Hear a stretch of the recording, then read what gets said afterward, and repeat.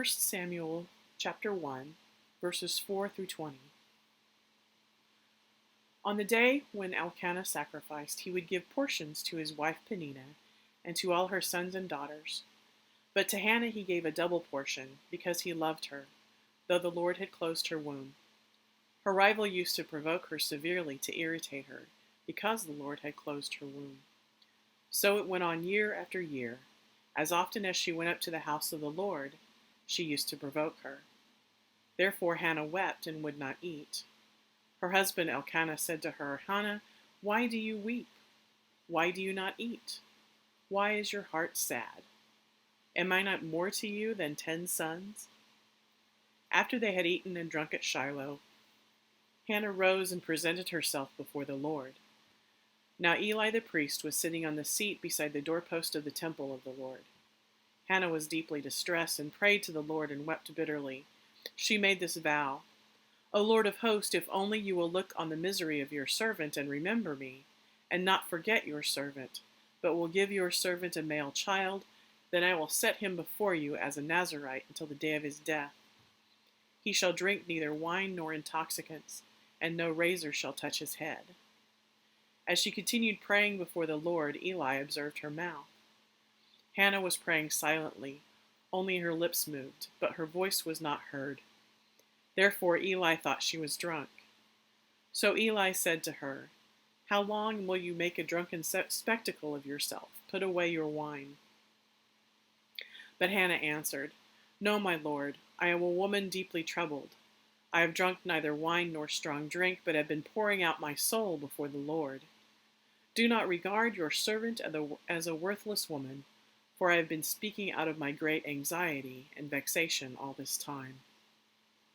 Then Eli answered, "Go in peace, the Lord, the God of Israel, grant the petition you have made to him." And she said, "Let your servant find favor in your sight." Then the woman went to her quarters, ate and drank with her husband, and her countenance was sad no longer. They arose early in the morning and worshipped before the Lord. Then they went back to their house at Ramah. Elkanah knew his wife Hannah, and the Lord remembered her. In due time Hannah conceived and bore a son. She named him Samuel, for she said, "I have asked him of the Lord."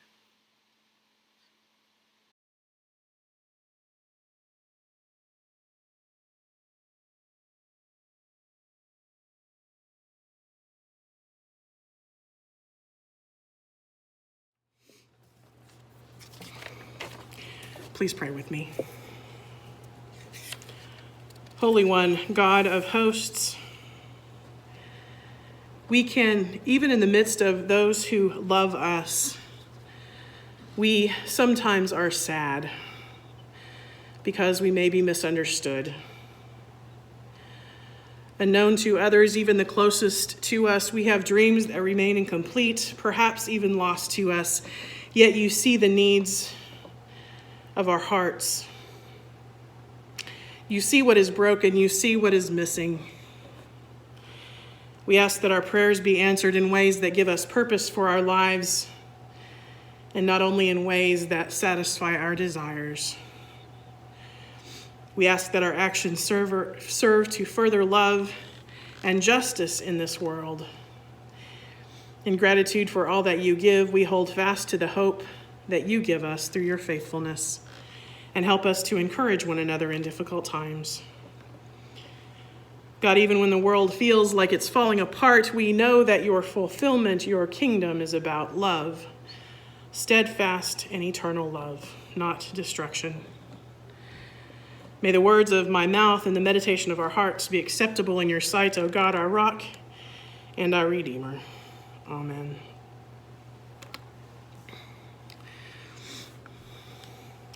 At first reading this text from 1 Samuel, if we didn't know where it was leading to, might seem to be a strange one. It's a woman who simply wants to have a child and is struggling in her family because of that. If Hannah had not been the mother of Samuel, a great prophet and judge, it would be a strange story. I think of him as the first kingmaker in Israel's story. He didn't want to be, but he was. He's a transitional role. He's the last of the judges. But even before he gets to make Saul the first king of Israel, he was seen as a very wise judge and leader of people.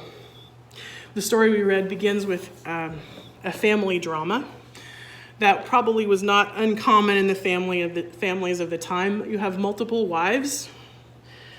You have infertility of one wife and the squabbles that would stem from those kinds of beginnings. Often, particularly then, if one didn't have a child, there were problems and there were jealousies and there were issues that came from that. Elkanah was married to Peninnah and to Hannah.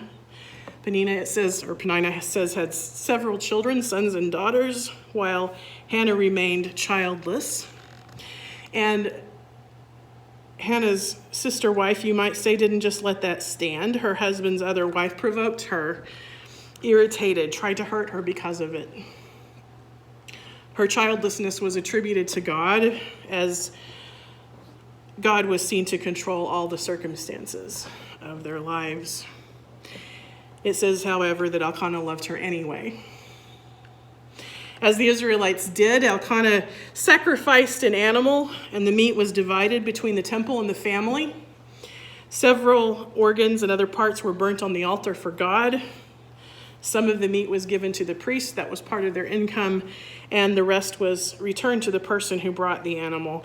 And that meat was probably divided among wives, and they were then charged with serving their children and servants. Hannah was given double what she might have needed, according to this text, because Elkanah wanted to reassure her that she was loved. But that didn't make her feel any better, and probably reminded her of what she was missing to a certain extent. Elkanah was concerned, but he made the problem more about him than her. Am I not more to you than 10 sons? Now, his first question, why are you so sad, was pretty perceptive. It's good. He can see her in her pain. He didn't understand that what she wanted was not in his power to give, but that could only be solved by God. But that then negates that sadness by wondering if she has a right to feel sad because she has him, after all. We know that infertility is often spoken about in the Bible, but those stories are often less about the women who are unable to bear children and more about what God can accomplish in spite of those difficulties. Hearers of this story, those who might have heard it in its final written form after they were in exile and distant from God, could have heard that as a reassurance that things were going to go on in spite of how other nations like Peninnah was treating Hannah. Earlier recipients of this story, those who lived in Israel, Judah, that was loosely confederated between tribes, really didn't have a great central government, felt weak and powerless among their neighbors. So there might have been a similarity in their feelings about them being Hannah and the other nations being like Peninnah. They were subject to overwhelmingly mismatched power relationships. And even though they were called God's children and the people of God, they didn't necessarily believe that there was a great strength in who they were supposed to be. So those who heard Hannah's story for the first time could understand her dejection as their own. The prosperity of their neighboring nations was Peninnah's taunting of Hannah. Anyone who has felt disappointment or lost hope knows what it's like to be told to look on the bright side. It feels like, well, I know you mean well, but it's not that easy to just look on the bright side. Hannah could be seen as an example of how to handle that kind of disappointment. Looking again at the translation, a commentator named Courtney Friesen suggests that verse 15, I am a woman deeply troubled, should be or could be, I am a woman hard of spirit. She doesn't mean she's obstinate or disobedient. but that the letdown of years of hope has hardened her spirit because she's understood that she's subject to God's power, but she refuses to accept defeat. There's a kind of strength in that expression. She prays. She kind of negotiates, if you give me a male child, then I will. She wants change in her life, and we can hear her attempts to pray that change will come into her life. O Lord of hosts, if only you will look on the misery of your servant and remember me and not forget your servant, but will give to your servant a male child, then I will set him before you as a Nazirite until the day of his death. He shall eat drink neither wine nor intoxicants, and no razor shall touch his head. The most famous Nazirite was Samson. If you remember that story, one who has vowed these things for the sake of their faith in God. And as she prayed silently, it seems, with her lips moving. Maybe that was an unusual thing to happen in the day. Maybe it was unusual for women to be outside the temple praying that way. Not really sure here, but Eli saw her and for some reason thought she might be drunk. She was probably in some pretty deep distress. She may have been crying. Maybe her depth of emotion made her seem disturbed or unbalanced. But I can't imagine how personal and powerful this prayer felt to her. She didn't want it heard by anyone besides God. But Eli, instead of addressing what he could see if he'd looked, was deep emotional pain, challenged her solemnity, challenged if her behavior was appropriate for the place she was standing in. Thought maybe she was drunk, it says. But as soon as he heard and understood, as she spoke to him, that she was not unbalanced or drunk, he blessed her with peace, shalom, with wholeness, that God would grant her prayer. He didn't know what that was. The Bible never says that the leaders of the temple had any more power in prayer than other people did. And yet she seems to be very reassured by this statement by Eli. She accepted his blessing and hope for her dream of a child. Both Elkanah and Eli made assumptions when they questioned Hannah. Her husband assumed he was a fitting substitute for what she wanted, for the child she wanted. Instead of arguing with him, though, probably knowing that was pointless, she approached God for her need. She goes to God because she believes God is the only solution to this problem. When Eli assumed and accused her of being drunk, she defended herself. And I think when he sees her integrity, her realizing how wrong he was in his accusation, he endorses her prayer. And she feels hope in that and goes home to eat and eventually get on with the business of conceiving that child. Perhaps the peace she needed was what was necessary to accomplish her dream. In this text, Hannah receives 3 things to move her into hope. Eli gives a blessing, and she receives this blessing as a blessing from God. She may have seen his acceptance of her explanation as God's acceptance of her prayer. Secondly, when she was accepted, she believed her prayer would be answered affirmatively. We know that sometimes our prayers are answered, but not exactly in the ways that we think. She reminds us that seeking prayers is best done, though, by seeking God. Elkanah was sympathetic. Eli was moved by her conviction, but it was God who could answer her prayer. And it was God who could answer her prayer with a child. And lastly, while she was glad to be understood, she wanted more than to be understood. She wanted a gift. Now, her promise to make her child a Nazirite, to dedicate him to God, was bargaining to a certain extent, but it might have been more than that. It might have been praying for a purpose. See, as a woman, she would not be able to be that person herself, but she could dedicate her child to service as a Nazirite and actually to service in the temple as we read this story. We realize that by promising to dedicate him to God, she promises to God all that God will give her. And we remember that her purpose was worship, and with worship comes sacrifice. I think there might be a parallel in this story about her husband's annual sacrifice and this time of saying that she would give up what God would give her. First Testament professor Wilda Gaffney points out that her sacrifice was typical for the time and place.